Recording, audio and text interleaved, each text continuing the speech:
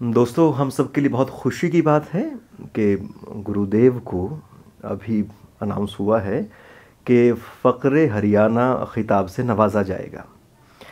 और हमारे यहाँ उर्दू अदब का ये सबसे बड़ा इनाम है। 5 लाख की जो राशि है वो गुरुदेव के हाथ बानी है। और ढेर सारी प्रतिष्ठा, ढेर सारा प्रेम, ढेर सारा प्रोत्साहन गुरुजी के हिस्से एक बार फिर से आएगा।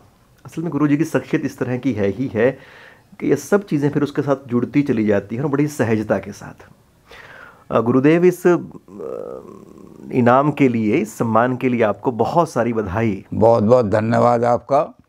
ये आपकी शुभकामनाओं का फल है, ये जो मिला है। मेरा इसमें कुछ नहीं है। आप जैसे लोग जब शुभकामनाएं करते रहते हैं और उन जब शुभकामनाएं इकट्ठी हो जाती हैं तो कोई ना कोई अवार्ड का रूप ले लेती हैं। तो मैं इसलिए आप सबकी शुभकामनाओं के लिए आपका बहुत बहुत मशकूर हूँ। आपको बहुत बहुत धन्यवाद देता हूँ, आपका शुक्रिया अदा करता हूँ और आपसे ये प्रार्थना करता हूँ, इस्तदुआ करता हूँ कि आप अपनी शुभकामनाएं इसी तरह भेजते रहें। अगर आपकी शुभकामनाएं आती रहें तो हरियाणा सरकार को कोई और बड़ा अवार्ड बनाना पड़ेगा। ये अवार्ड जो है हरियाणा सरकार का सबसे बड़ा अवार्ड है, फ़ख्र हरियाणा। फ़ख्र का मतलब होता है गौरव हिंदी में। तो हरियाणा गौरव अवार्ड ये हरियाणा सरकार ने दिया है, उर्दू एकेडमी ने। तो ये मैं जैसे अभी कहा कि ये जो अवार्ड है ये सरकारी अवार्ड तो होते हैं पैसे से, इतने रुपए मिलेंगे, इसमें इतने रुपए मिलेंगे। लेकिन आपके दिलों में जो अवार्ड है ये 5 लाख का अवार्ड है। लेकिन आपकी जो शुभकामनाएं हैं और आपके दिलों में जो इज्जत है हमारी, वो कई 5 करोड़ से भी ज़्यादा है। वाह! इसलिए इस अवार्ड को हम आपके जो मन की इच्छाएं हैं उनके सामने बहुत कम समझते हैं, फिर भी हम आपका शुक्रिया अदा करते हैं। जी, तो गुरुदेव, हम सब की ये हार्दिक इच्छा है कि आपका आशीर्वाद, आपका प्रोत्साहन, आपका ज्ञान, आपके शेर, आपकी शायरी, आपकी शख्सियत ऐसे ही खिली रहे और हमारे साथ हमेशा ऐसे ही बनी रहे। आपका बहुत बहुत शुक्रिया। अच्छा गुरुदेव, कोई अपने कोई शेर सुनाएं इस मौके पे। आपकी अपनी शायरी उर्दू में, तो हम आपसे गुजारिश करेंगे कि इस मौके पे कोई आप अपनी ऐसी बात यह है कि जब मुझे अपना वो दीवान उठाना पड़ेगा और वो दीवान अंदर रखा हुआ है, यही उठा के देंगे उसको। ये हरियाणा सरकार ने एक किताब मेरे बारे में छापी है।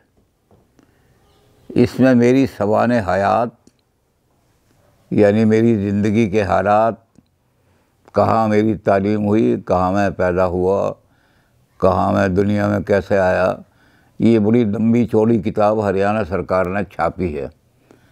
और अब जो गीता जयंती का मेला लगा था उसमें उर्दू एकेडमी का जो स्टॉल लगा था वहाँ ये किताब लोगों को मुफ्त दी गई।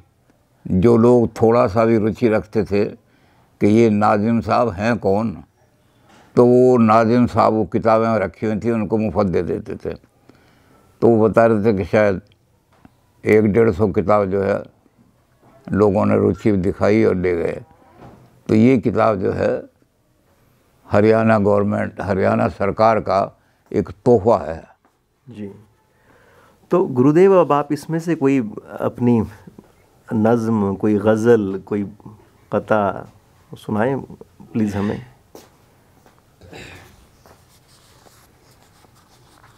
तो उर्दू में कई अल्फाज शब्द ऐसे होते हैं जिनका अर्थ आम आदमी नहीं समझता, तो वो शब्दों का अर्थ भी समझाना पड़ेगा। अब मैं कह रहा हूँ आपको, कफ़ारे जनून किए जा रहा हूँ मैं। कफ़ारा का मतलब होता है प्रायश्चित और जनून का मतलब पागलपन। पागलपन का मतलब होता है इश्क। जब इश्क ज़्यादा हो जाता है मजनू हो जाता है आदमी। तो मैंने इश्क इतना किया कि मैं पागल हो गया इस इश्क में, और पागल हो गया इश्क में तो क्या किया, आज उसका प्रायश्चित कर रहा हूँ। तो कफ़ारे जनून किए जा रहा हूँ मैं, दामाने तार तार सिए जा रहा हूँ मैं। ये उर्दू में बहुत सारी चीज़ें ऐसी हैं जो गज़ल में आती हैं, इनको तगज़्ज़ुल कहते हैं। जब कोई आदमी जुनून में आ जाता है, मजनू हो जाता है, तो अपना दामन फाड़ देता है, दामन फाड़ना शुरू कर देता है, कपड़े फाड़ देता है सारे के सारे। अब मैं उसका चूँकि प्रायश्चित कर रहा हूँ, तो कफ़ारे जनून किए जा रहा हूँ मैं। जो मैंने पागलपन में जो कपड़े फाड़े थे अपने, उनको दामाने तार तार सिए जा रहा हूँ मैं, उनको सीने में लगा हुआ हूँ। एक और शेर है, जिस तरफ उनकी नज़र हो जाएगी, जिस तरफ उनकी नज़र हो जाएगी, सारी दुनिया फिर उधर हो जाएगी।